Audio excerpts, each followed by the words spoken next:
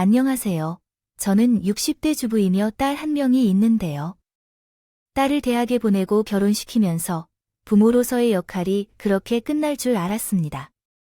하지만 환갑을 지나도 부모로서의 고충은 계속되고 있습니다. 말 없이 답답한 심정을 고백해 보려 합니다. 어떻게부터 시작해야 할지 고민 중입니다. 혹시 딸 정아를 홀로 지방으로 보낸 것이 화근이었을 거라 생각합니다. 당시 고3인 딸의 수능 점수로는 수도권 대학에 진학하기 어려웠습니다. 그래서 그나마 붙은 대학들은 지방에 있어서 집에서 통화하기 어려웠습니다. 그래서 학교 앞에 새 방을 얻는 문제에 대해 남편과 의논 중이었는데 갑자기 역전으로부터 시작된 것이었습니다. 을지방대 다니는 것만으로는 부족하다며 자식까지 다녀야 한다고 말씀하시는군요. 그러면 어떻게 해야 할까요? 재수를 시키세요. 귀찮게 재수를 시키는 것보다 대학에 보내주세요. 당신이 한 말처럼 한번 제대로 공부하게 하면 되잖아요. 교육은 제가 혼자 시킬게요. 그럼 당신은 뭘 하는 거죠? 제대로 돈을 벌어서 지원해 준 것 아니겠어요? 아휴, 등록금부터 보증금까지 끝이 없네, 끝이 없어. 말이라도 좀 해야지. 딸을 혼자 멀리 보내는 것이 걱정되어 아니라 일 없는 대학이 마음에 들지 않고 돈이 아까웠던 것이었죠. 둘도 아닌 하나뿐인 자식인데도 이렇게 박정했습니다. 손이 귀하신 집안에서 키워준 탓에 남편은 특히 가부장적이었습니다. 아들을 낳기를 바랐지만 정아를 낳은 후로 더 이상 아이를 가질 수 없는 몸이 되어버렸기에 시어머니가 돌아가시기 전까지 사사건건 제 탓을 하며 구박했죠. 몇 년이 지나고 아버지가 병원에 몇 년을 보내신 것은 기억에도 남지 않는 것 같습니다. 얼마 전까지 옛날 사람이지만 요즘 세대에 뒤떨어진 얘기죠. 그런 아버지이니 정화로서도 솔직히 말하자면 독립하려는 마음이 흔들렸을 겁니다. 우리 모녀 사이는 어느 정도 애틋했어요. 같이 좋아하는 월세 아파트로 내려가고 이삿짐을 옮기는 과정에서 내 살 것 같지만 떠나는 걸 꺼리게 되었습니다. 엄마, 나도 곧 알바 구할 거야. 너무 걱정하지 마. 무슨 알바냐고? 다른 일 할 것도 있으니까. 그런 걱정은 하지 말고 공부나 열심히 하라고. 주말마다 올래야 한다고. 알겠어, 엄마. 자식을 품 안에서 떠나보내야 한다는 것을 알면서도 마음이 허전했습니다. 정화는 대학 생활을 즐기는 편이었어요. 카페에서 만난 첫날부터 시작되었죠. 용돈은 스스로 벌었을 거라는데 그런 모습을 보면서 정말 자랑스러웠습니다. 처음에는 자주 집에 올라왔지만 학교 다니거나 아르바이트를 하는 등 바빠져서 천천히 줄어들기 시작했어요. 점차 딸과 멀어지고 있는 건 아닌지 쓸쓸함을 느끼곤 했죠. 남편은 주말에는 골프를 치러 가는 바람에 집에 있지 않아서 이제 삼시세끼를 차려주는 일도 없어졌죠. 나는 동네 엄마 친구들과 주마다 한 번은 주민센터로 가서 줌바 댄스를 배우러 다니는 것만이 나의 모든 것이었어요. 그렇게 한가한 시간이 흘러갔죠. 졸업반이나 정화는 더욱 힘들어져서 답답한 마음이 들어서 제대로 식사를 하는지 걱정이 들었어요. 딸이 좋아하는 잡채나 오징어채를 만들어 바리바리 반찬을 싸서 내려가자고 하고 자취방으로 바로 가겠다고 전화했는데 한석구 씨가 밖에서 만날래요 하면서 요청했습니다. 겁니다. 학교 앞 카페에서 만난 딸은 무슨 할 말이 있는지 표정이 심각했어요. 엄마, 나 남자친구 생겼어. 어우, 그래. 시시야, 우리 딸 다 컸네. 뜻밖의 말에 조금은 당황했지만 어찌 보면 당연한 일이었어요. 요새는 초등학생들도 연애한다는데 촌스러운 엄마가 되지 말아야겠다는 생각이었습니다. 나이 사람이랑 결혼하고 싶어 하지만 이어진 말에는 도무지 평정을 유지할 수 없었어요. 내 딸은 제가 모르는 곳에서 너무 커버렸던 것입니다. 저는 정화의 손을 꼭 쥐며 애써 웃어봤습니다. 아이고, 너 되게 사랑하는구나. 뭐가? 너무 급하게 하지 마. 천천히 생각해보면 돼. 응, 그래. 어떤 사람이야? 한번 얼굴 보러 올래? 엄마, 나 임신했어. 폭탄 같은 그 말에 마음이 아파올 것 같더라. 그래서 딸을 혼자 자취시키면 안 된다는 이야기는 주변에서 자주 들었지만 왜 나에게만 해당되지 않는다고 생각했을까? 손끝이 떨리고 목이 메어왔어. 뭐라고? 어떻게 아이를 키워야 할지 하는 이야기? 일단 대학부터 졸업해야지. 응, 너도 아직 어려. 취직도 하고 남자도 만나보고 난 후에 애는 충분히 가정을 세울 수 있겠지. 많은 시간이 앞에 남아있는데. 첫 연애에서 사랑이라 착각했다고 제가 온갖 말들로 설득해 보려고 했어요. 정아는 가만히 테이블 위에 초음파 사진을 꺼내 놓았어요. 엄마, 나를 낳고 싶어 라고 말했습니다. 육안으로 확인할 수 있는 분명한 아이의 모습은 현실적으로 다가왔어요. 평소와 다를 바 없는 정화의 날씬한 몸은 벌써 임신 20주로 들어갔다고 말했어요. 법적 문제가 있더라도 늦게 중절 수술을 받는 것은 산모의 몸에 부담이 큰 일이었어요. 그편 가족들은 다 하셨으니, 응, 남자친구가 그렇게 말할 때가 있지 계속. 더 이상 설득하기를 포기한 나는 한숨만 폭풍처럼 쉬었습니다. 정화가 나를 따로 불러낸 것은 다름이 아니라 남편 때문이었습니다. 아빠의 얼굴을 똑바로 마주하고서 말할 용기는 없다고 했습니다. 엄마가 아빠에게 잘 좀 말해주세요. 남편의 반응이 우려스러웠지만 나에게는 무엇보다도 딸이 우선이었습니다. 수많은 중년 부부들과 같이 굴곡이 많았지만 나도 자식 하나를 위해 살아왔습니다. 혹여 혼자 앉아 혼자 쓰는 혼주석은 없어야 하겠죠. 그런 가족에 대한 책임감이 진정한 여성으로서의 행복이라 단정 짓긴 힘듭니다.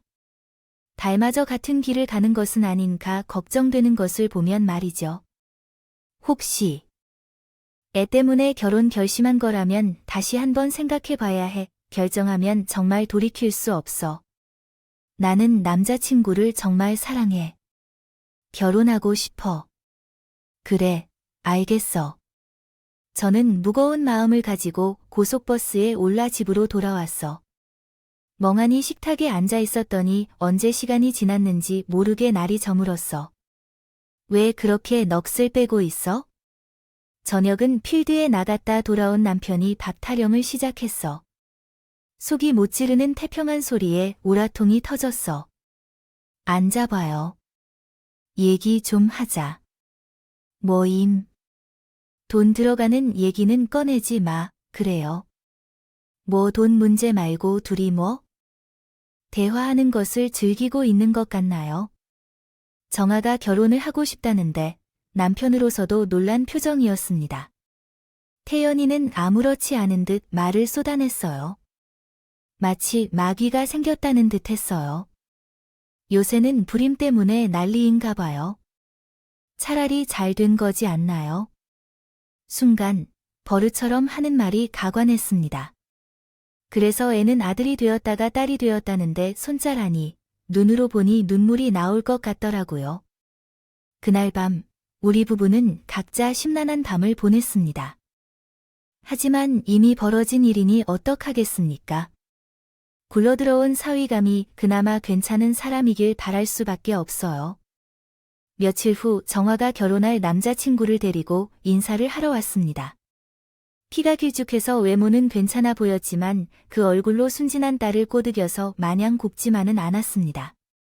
양주 한 병을 사들고 온 정서방은 문간에서 갑자기 큰절을 하였습니다.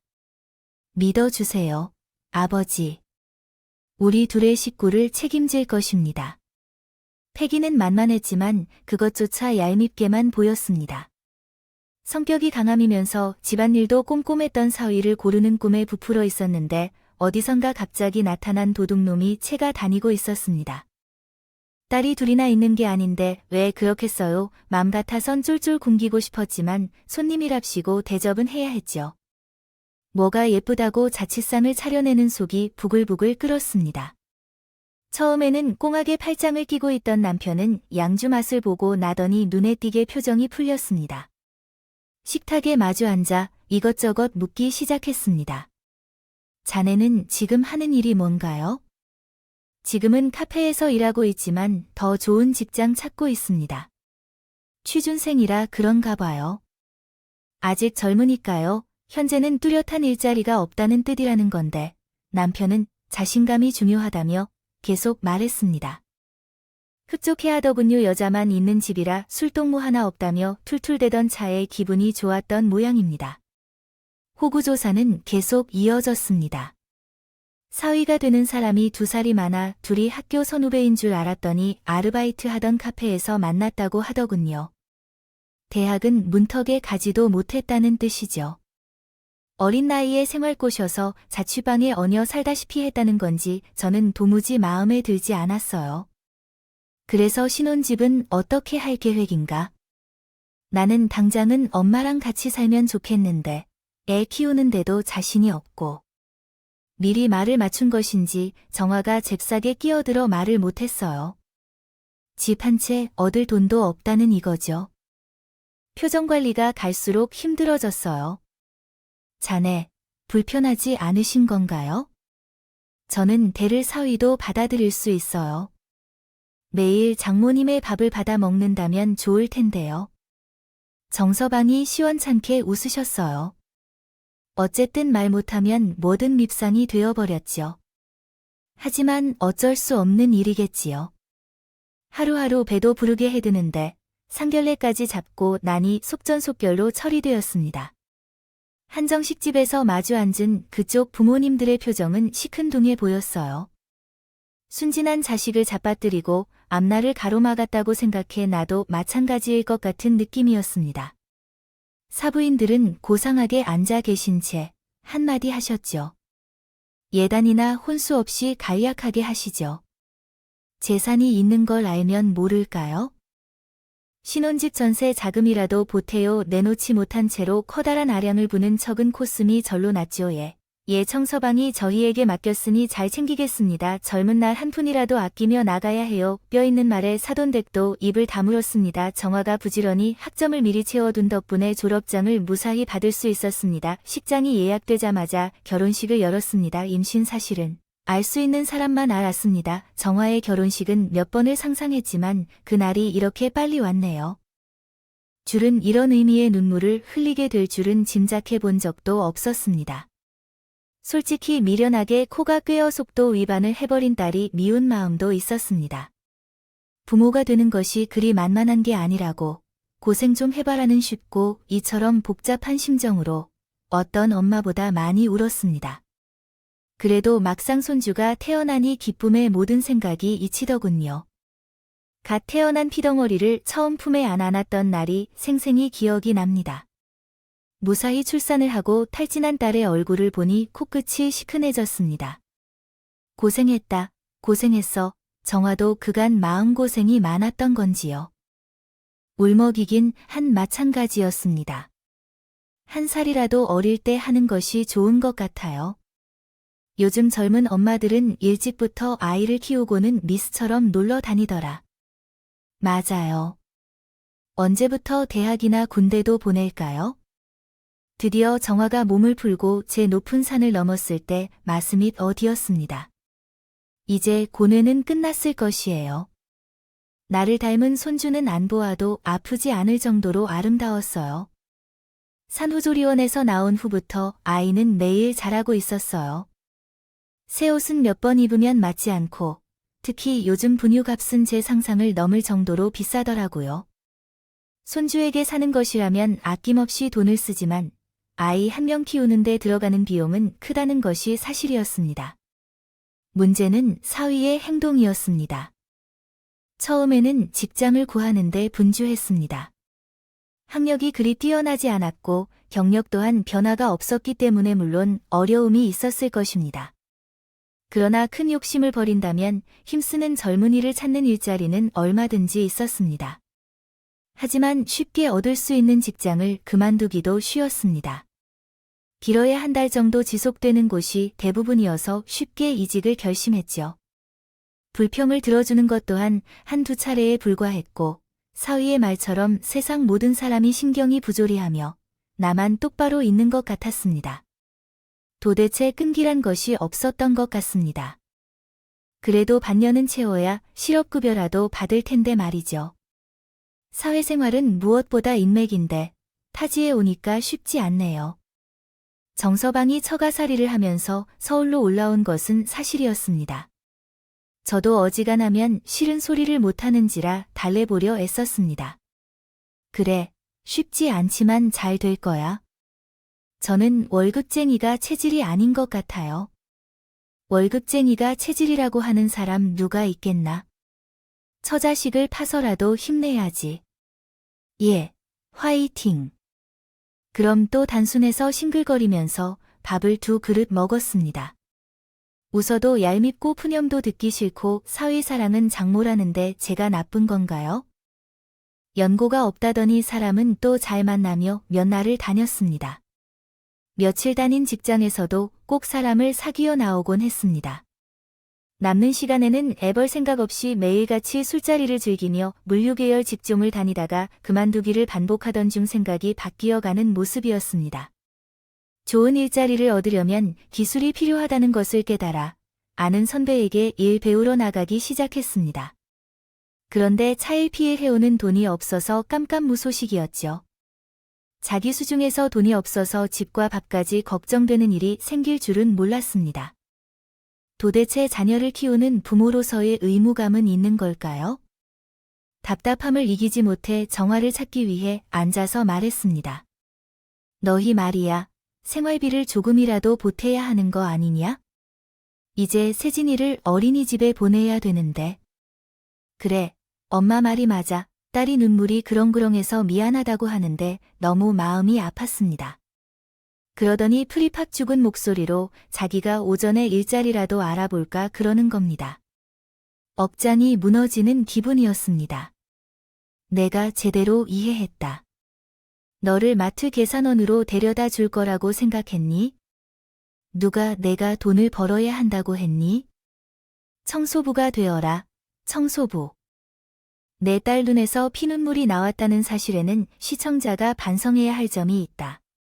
그는 사위였던 사람이었는데 화병에 죽을 것 같은 건 나뿐인지 모르게 안방에서 손주와 노는 남편의 옆구리를 찔렀습니다. 당신은 지금의 상황이 말이 되는 것으로 생각하나요? 아니요. 언제까지 청와대에서 새 식구와 함께 살 건가요? 할아버지가 된 남편은 요즘 성격이 몰라보게 나빠졌습니다. 이거든 저거든 허허, 진작에 나한테 그랬으면 참느라고 다녔겠죠. 창서방과 함께 나가서 한잔하자고 해봐요. 오늘이야말로 당신이 좋아하는 남자들끼리의 얘기를 좀 해보라고요. 그랬더니 둘이서 저녁에 호프집에 갔다. 가더군요. 그래서 어느 발전적인 얘기가 있었나요? 웬걸, 만취에서는 신나게 노래방까지 가서 목이 쉬어라 노는 동안만 끝까지 놀다가 돌아왔더군요. 얘기는 했냐고요, 여보. 고여진 남편을 흔들어봐도 묵묵부답이었어요. 모처럼의 술자리가 즐겁다고 해도 정작 진지한 얘기는 꺼내지도 못했네요. 대체 어떻게 살아가는 건지 남편은 언제나 사위 편이었습니다. 아들 같아서 마냥 이쁜 건가요? 어쨌든 말재주 하나는 배우자의 유일한 장점이었습니다. 제가 보기에는 재주가 아니라 내면적인 힘없이 큰 소리만 떠드는 타입일 뿐이었지만요. 그래서 능력도 없이 결혼해서 호의호식하는 거겠죠? 사업을 하는 형들을 따라다니던 정서방은 결국 헛되게 시간을 보내는 것으로 보였습니다. 남의 밑에서 일하는 것 같다는 생각을 어떻게 하실지요? 입을 열면 사업에 빠져들었다고 합니다. 혼란스러운 상황이었습니다. 사업을 무턱대고 하는 것은 아니라고 생각하실 줄 알아요, 여보. 뭐랄까, 이제는 젊은 사람들도 창업이나 다른 일을 많이 하고 있잖아요.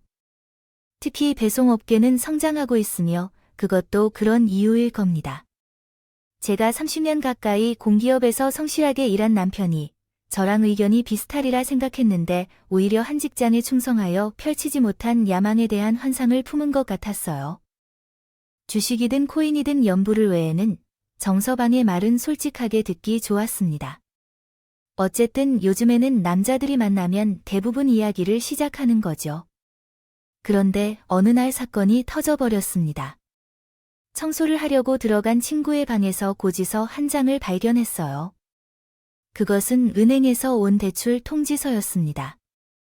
기절할 뻔했죠. 지금 생각해보면 그것조차 음모가 아니었을까 싶어요. 개인 신용의 대출이 나오기라도 하면 얼마나 큰 문제가 생길지 어쨌든 그때는 돈의 양이나 다른 사항은 그저 눈앞이 캄캄했습니다. 즉시 가족들을 부르고 당장 회의를 열었습니다. 부인이 묻는다. 너 지금 정신이 나간 거니? 암만 무일 뿐이어도 빚은 없어야 하는데 장모님은 아무것도 하지 않으면 아무 일도 일어나지 않습니다. 저는 미래를 위해 투자를 한 겁니다. 후에 돈을 빌려서 투자를 하느냐고, 이자는 어떻게 감당하려고요? 늘 정서방이 하는 대로 휘둘리는 딸도 답답했죠. 청하야, 너는 알고도 알리지 않았잖아. 대체 어떻게 이렇게 하는 거야? 홀몸이면 죽든 살든 까무러치든 누가 뭐래 자식이 있는데. 나는 짝이 있는지? 고개를 푹 숙이고 있던 정화가 놀랍게도 말했습니다. 그렇게 걱정되면 엄마가 도와주면 되잖아. 숨통이 막히는 것 같았어요. 부모가 손만 벌리면 돈이 나올 것 같은 화수분인 줄 아는 걸까요? 제가 봤을 때는 정화도 문제였어요. 아무리 사회생활을 한 번도 해보지 않았다고 해서 그렇게 철없는 소리를 하다니 애가 애를 키우는 셈이었습니다.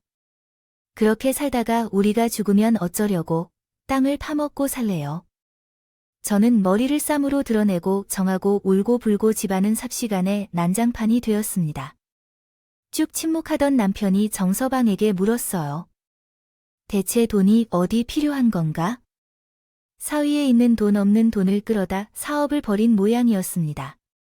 중고차를 새 차처럼 고쳐서 비싸게 판다는 일인데 수익률이 큰 사업이라고 하기 위해서는 회사를 차리는 것이 필요한 것인데요.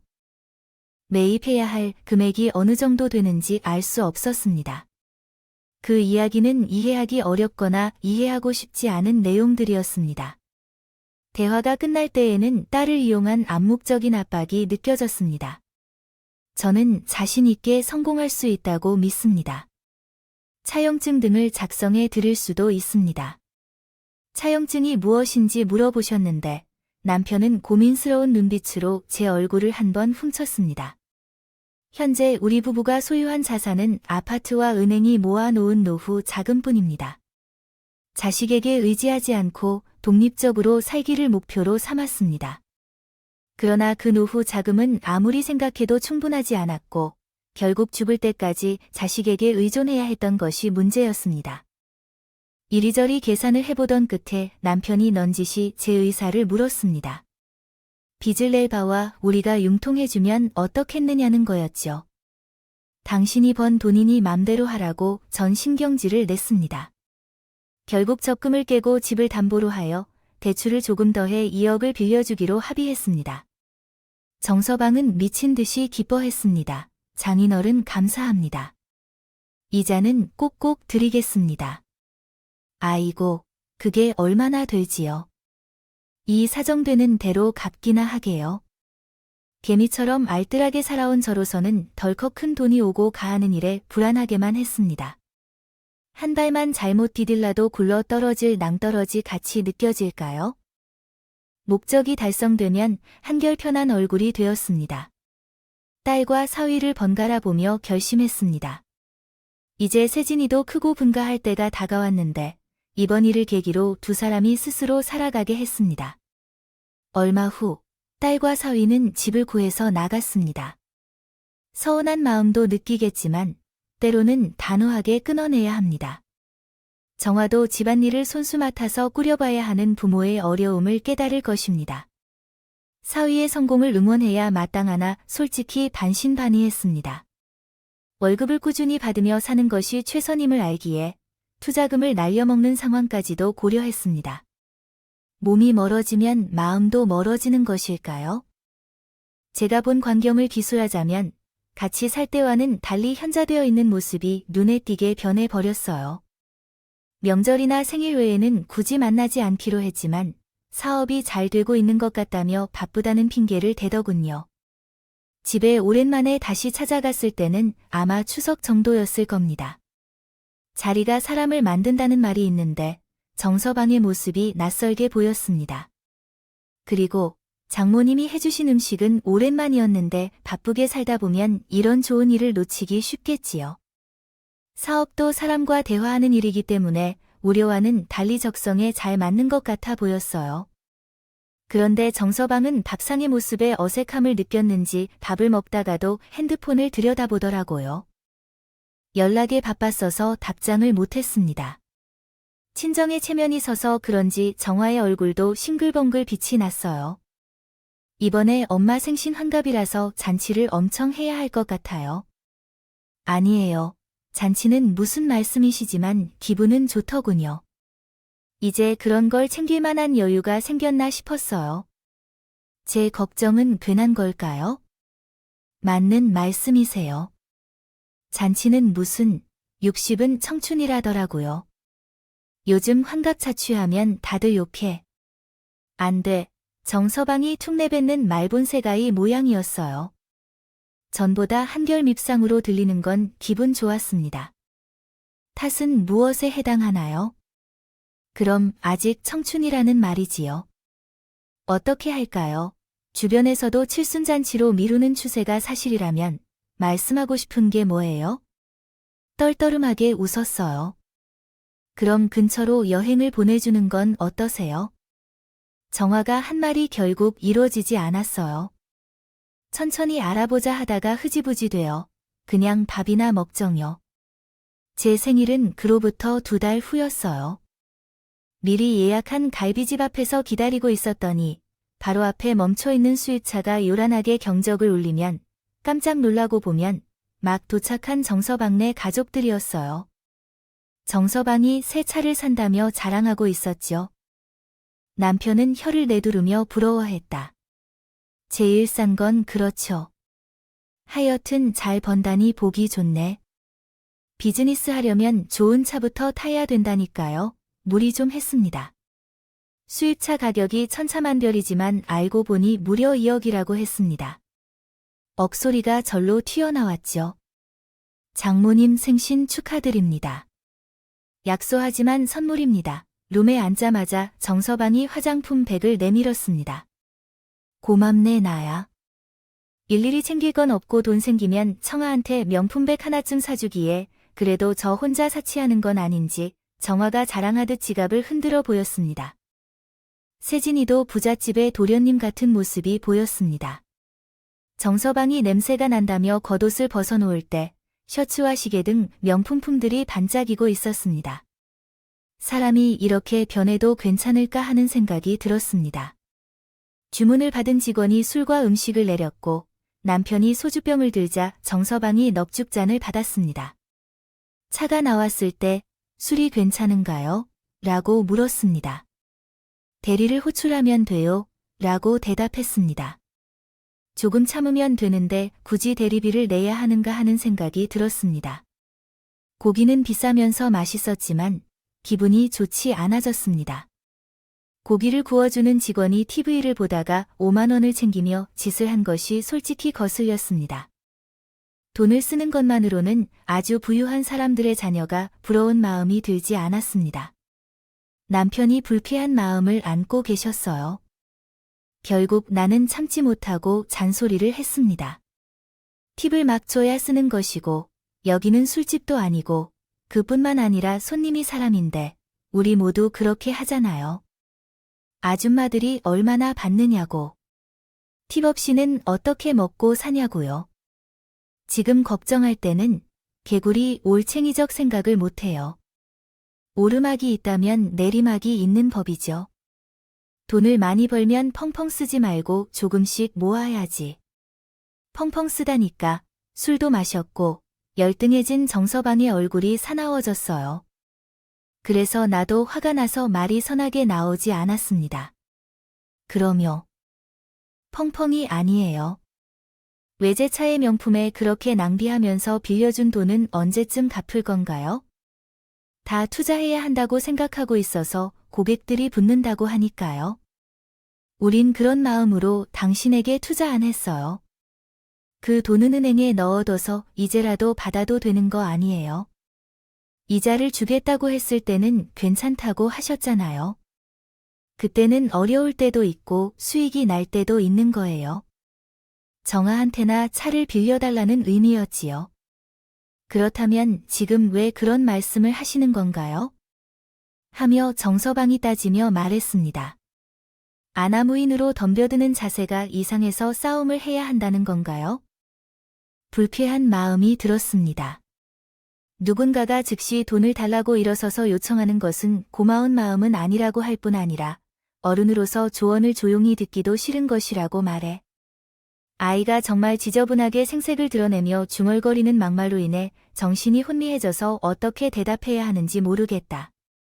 자네 지금 무슨 말을 하고 있는 거야? 사소한 일로만 회수하면 될 것 같은데. 아니야, 급하게 일어난 남편이 고래고래 크게 외쳤다. 여보, 그만해. 놀란 아내가 옆에서 팔을 붙들고 말렸다. 이제 좀 괜찮아. 주저앉으며 말리는 분위기 속에서 남편이 더러운 것이라도 묻은 듯 어깨를 털었다. 나는 원래 급이 안 맞아서 정서방의 말에 뒤통수를 맞은 듯한 기분이었습니다. 급이라니, 땡전 한 푼 없이 결혼했을 때는 언제였습니까? 돈을 조금 벌었다고 하니까 신분이 상승했느냐고요. 이건 누구의 이름인가요? 말이 나왔는데 그동안 얼마나 참아가면서 살았는지 알 수 있을까요? 우리 집안이 잠시 흔들려도 이런 비난은 옳지 않아요. 보자 하니 귀한 분이 어떻게 숨어 살았는지 알 수 있어요. 이젠 참을 수 없다고요. 이번에는 이혼을 통보했어요. 이혼이 제대로 결정인지 귀를 의심할 수밖에 없을 정도로 어렵습니다. 저녁 식사 자리가 엉망이 되자 딸 내외가 떠났습니다. 집으로 돌아오는 택시 안에서 먹은 것이 어녀 속이 뒤집혔습니다.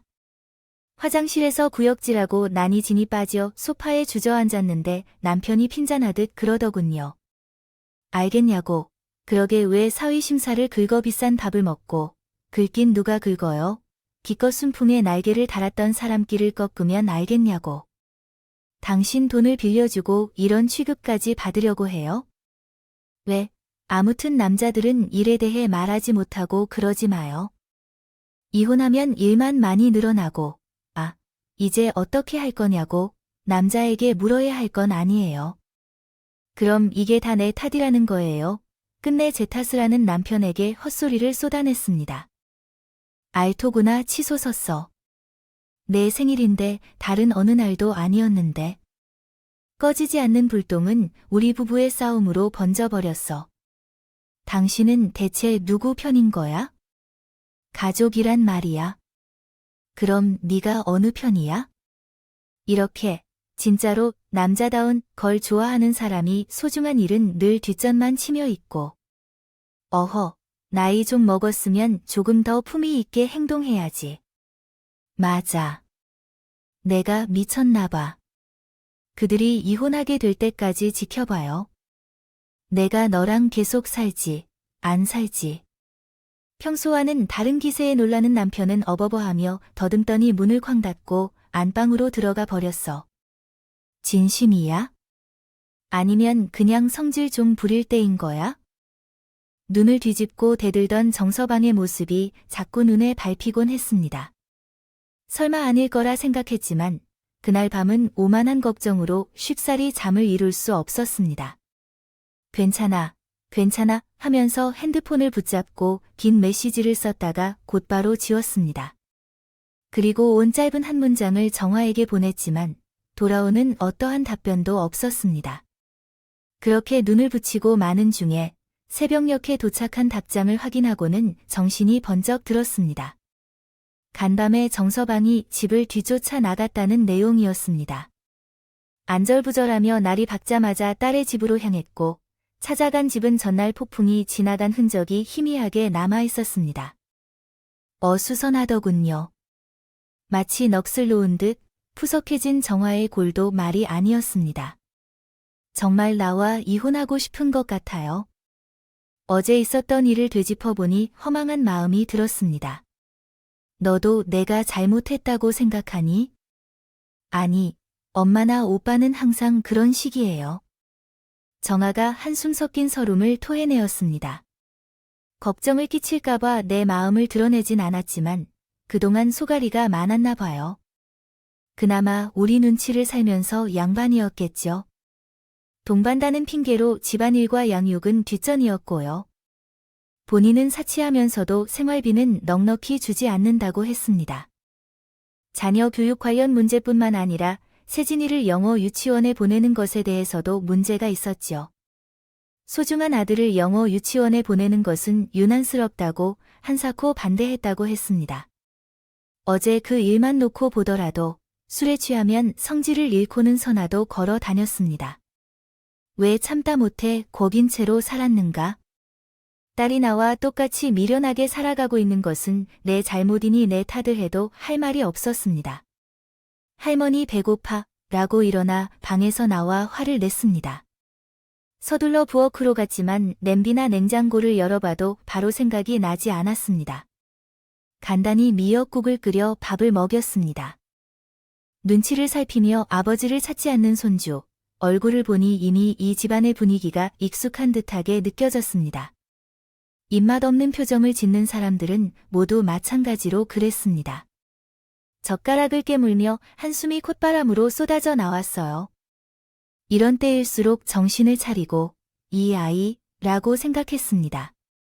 손주 세진이를 유치원에 데려다주고 나서 정화와 함께 진한 커피 한 잔만큼씩 마시며 대체 회의에 참석했습니다. 남편은 정말 이혼을 생각하고 있는 것 같아 보여.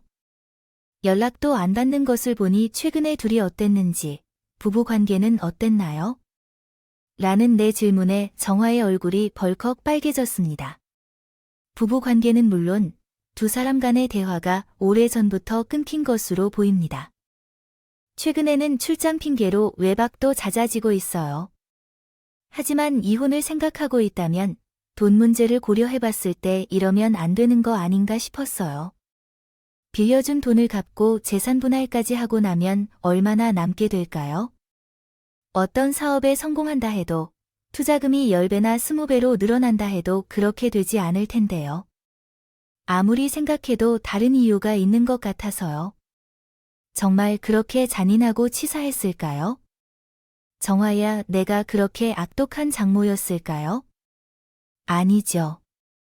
아이를 키워주고 돈을 빌려주고 세상에 이렇게까지 해주는 처가가 얼마나 있을까요? 사위의 입장에서는 그렇게 화가 나는 일이었을까요? 슬그머니 후회도 듣더군요. 제 딸이 잘 산다면 저는 참아야 하는 것인지 고민이 들었습니다. 그래서 연락을 해서 사과를 하거나 싸우는 등 정리하고 싶어 하여 회사를 찾아 방문하기로 했습니다. 정서방의 회사를 직접 처음 방문하는 일이었는데 서울 근교지만 부지가 넓어 멀리서도 괜찮아 보였습니다. 직원들도 대략 8명 정도가 일하는 것 같았는데 꽤 규모 있는 중소기업인 것 같았습니다. 사무실 문을 열고 들어가자 가까이 앉아있던 여직원이 일어나셨습니다. 사장님은 계세요? 어떻게 찾아오셨나요? 라며 말했습니다. 저는 사장님의 장모입니다. 하니 여직원은 놀란 토끼처럼 눈을 크게 뜨고 봤습니다. 빚쟁이 같은 분 같다고 생각해요. 엄밀히 말하면 빚쟁이 맞긴 하지만요. 사장님이 계시지 않으세요? 네, 그럼 사장님이 오실 때까지 기다릴게요. 정화와 사무실 한쪽 의자에 앉아 있었는데 직원들의 분위기가 이상했다. 3355이라는 분이 모여 앉아 있으면 서로 경계하며 대화를 나누었어요. 나는 그렇다 치고 넌 회사에 한 번도 안 왔니? 오빠가 오지 말라 했는데 여기는 사장님 가족도 오셨는데 커피를 한 잔도 대접해주지 않았어. 사장님을 싫어하는 거야? 나도 그렇게 되면 좋지 않을 것 같아. 궁시렁거리며 사무실을 둘러보고 있었는데 직원 한 명이 와서 글을 썼어요. 덩치 좋은 남자가 위협을 받은 채 말했습니다. 저기요, 잡상위는 그만 나가주세요. 뭐 하는 거예요? 잡상이 서정님 가족이라면서요. 자꾸 거짓말하면서 행패 부리시면 경찰을 부를 겁니다. 거짓말이에요. 여기 사장이 정성일 아닌가요? 내 말에 직원의 표정이 순간적으로 당황스러워졌습니다. 뭔가 잘못됐다는 직감에 제 머릿속도 빠르게 회전했어요. 뭐야, 혹시 여기 청서방 회사가 아닌 건가요? 처음부터 사기꾼 관상일 줄 알았다니까. 돈은 어디다 갖다 쓴 거예요? 사장님 성함 맞아요? 근데 누구시냐고요? 말했잖아요. 와이프랑 창모라고요. 무슨 말을 하시는 건가요? 우리 사장님은 결혼한 적이 없으신데요. 뭐라고요? 기겁한 정화와 저는 동시에 꽥 소리쳤습니다. 한바탕 난리 속에서 업무가 중단되어 한 대의 직원들이 모여들었습니다. 맞다 아니다 우리를 둘러싸고 갑론을 박이 벌어졌습니다. 다수의 아군이 생긴 남직원이 우겼습니다. 왜 자꾸 그러시는데요? 아, 진짜 경찰을 불러요. 나야말로 답답해 죽겠어. 뭐, 대단한 일이라고 안 믿었어요. 여기 사장님도 그래요. 마누라도 애도 없다고. 무슨 목적으로 여기 와서 이러세요? 사장님은 미혼이라니까요. 글쎄, 여기 여자친구도 있는데요. 남자 직원이 한쪽을 가리키며 정아의 시선은 뒤에서 점점 다가오는 여자 직원을 향했다. 그 아가씨의 얼굴은 정말이지 외국어를 모르는 표정이었다. 맙소사, 회사 안에서 뻔뻔하게 바람을 피우고 있었다니. 이제야 모든 퍼즐이 맞춰지는 기분이었다. 쉽게 이혼을 언급했던 것도, 회사로부터 내쫓았던 것도 이럴 줄 알았다. 충격을 받은 정아가 제 정신이라도 못 쓰는 게 아닌가 걱정스러웠다. 그러나 눈물이 흐를 줄로 생각했던 정아는 의외로 차분한 표정이었다. 사장님 여자친구시라고 보통 사장님과 연애를 해도 몰래 하는 것 아닌가요? 나름 순해 보였던 내 연인의 표정도 짜증스러워졌습니다. 남이사요. 진짜 뭐 하는 사람들이야. 우리요. 정아가 가방에서 핸드폰을 꺼내어 열었습니다. 정서방 정아 세진이 셋이 찍은 가족 사진을 찾아내어 보여주었습니다. 경찰 불러봐요. 어디 누가 잡혀가는지. 이제는 우리 모녀를 제외한 모두가 충격에 빠질 차례였습니다. 자신도 모르는 사이에 상간녀가 된 한 여자가 울음을 터뜨렸습니다. 돌아오는 길은 긴 시간이었지만 둘 다 할 말을 잃은 채였습니다. 집에 도착해 찬물을 한 잔씩 들이키고나 한숨 돌릴 수가 있었습니다. 저는 축 처진 어깨의 딸을 걱정스러워했습니다. 다음 날이 밝아와 깜깜이 소식이었던 정서방이 득달같이 나타났다. 제 발로 왔다기보다는 거의 3부 1배의 행색이었어요. 혼자서 두고 가기엔 발이 떨어지지 않았어요. 울음을 터뜨려봐요. 내색은 하지 않지만 혼자 두고 가기에 발이 떨어지지 않았습니다. 봤어요. 많이 놀랐죠? 아니에요. 괜찮아요. 괜찮다고 해서 더 무서웠었어요.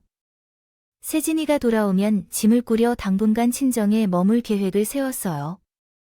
끼니나 뭐든 챙길 생각은 없이 몰아치는 이틀을 보냈더니 살이 쏙 빠진 기분이었어요. 집에 들여보내야 할까요? 인터폰을 들여다보며 망설이는데 앞장서던 정아가 문을 열었습니다.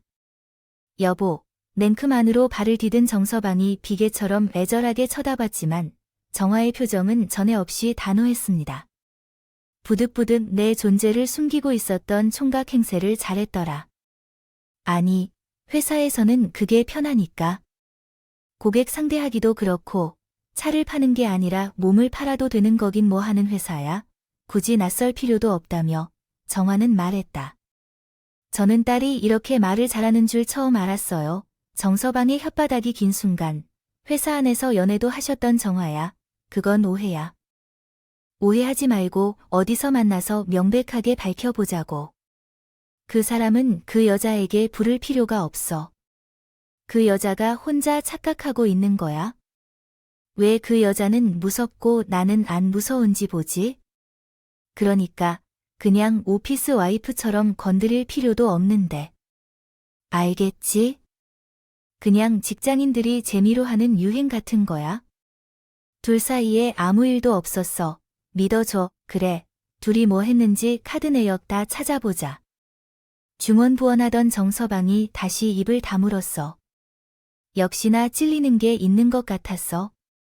제가 옆에서 듣고 있던 상황을 정리해주자면 이 정도로 해도 좋을 것 같아요. 당신이 원하는 대로 처리할게요. 소송 준비를 할 겁니다. 제 말에 대한 반응이 도리어 달라졌던 정서방이 억지로 매달리기 시작했습니다. 장모님, 왜 이래요? 제가 화내서 한 말 때문에 당연히 돈을 갚겠습니다. 몇 일만 기다려 주세요. 이혼하자는 말이 진심이 아니었던 건가요? 그렇군요. 정아랑 세진이 둔 제가 가야 할 곳은 어디죠? 솔직히 말해 주실래요? 상황이 변했겠지. 외도를 한 걸로 보인다면 재산부터 양육권, 수중까지 아무것도 남지 않을 테니까. 위자료까지 받아내겠다고 말했던 정화는 최후의 한마디도 없이 끝냈습니다. 정서방은 악어의 눈물을 짜내며 쩔쩔매고 있었습니다. 빌었습니다. 바닥에 누비라도 할 기세였어요. 안방에 있는 세진이를 두고 나온 남편이 엄한 표정을 짓었습니다. 이제 이빨이 다 빠졌지만 남편은 재직 시절 부하 직원들에게 랭이를 통했습니다. 울며 겨자 먹듯 정서방은 우리 집에서 내쫓겼어요. 이제 정서방도 아니죠. 여기까지가 몇 달 전의 일이에요. 지금은 소송이 막바지에 진행 중이에요. 차근차근 외도의 증거를 모으느라 좀 오래 걸렸지만 이제 남을 되어갈 정씨는 돈을 뱉어내기 위해 회사와 차를 처분하고 있는 것 같아요. 상간녀에게 여행 선물을 하고 있다는 것이에요. 참 다양한 이유로 환심을 샀던 것 같아요. 그 정작 정화와 연애 시절에는 이루지 못했던 것들인데요. 우리 돈을 가져다가 낭비하고 사용하려 해도 그런 걸 써먹는다니 참 씁쓸합니다. 속아서 만나게 된 그 여자도 똥 밟은 셈이라 생각해보면 참 힘든 일이죠. 다른 사람의 입장도 생각해주는 여유가 조금씩은 생겼습니다. 최근에 사돈댁에서 연락이 왔다더군요. 명절마다 과일 한 상자를 보내는 정도의 관계가 아닌데 그래도 긍정적인 의도로 마음을 전달하려는 마지막 노력 같았습니다. 현재 어떤 결혼이 어느 쪽이 손해인지 똑똑하게 알아챘을 것입니다. 정화는 노트북을 사서 컴퓨터 활용 능력 검정 시험을 준비하고 있어요. 자격증 시험을 준비 중입니다. 그렇게 늦가기 사회인이 되면 총각 행세하지 않는 남자 정도는 만나게 되기도 하겠죠.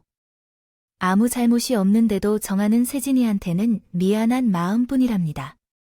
이 자식 앞에 죄인이 되다니 부모님은 이렇게나 어려운 일이죠. 세진이도 조금 더 커서 의연하게 받아들여 주길 바랄 뿐입니다. 처음부터 엄마 말을 그랬나 봐. 사회 나가면 남자 만날 거라고 다시 한번 생각해보라고 그렇게 말했잖아. 그래 나는 허투루 먹는 줄 아니야? 그래도 세진이네. 낫기는 잘했지. 요즘 정화일로 변호사 사무실을 드나들자 남편은 부쩍 겁을 먹었다. 눈치입니다. 생전 거들떠도 보지 않던 설거지를 하질 않나?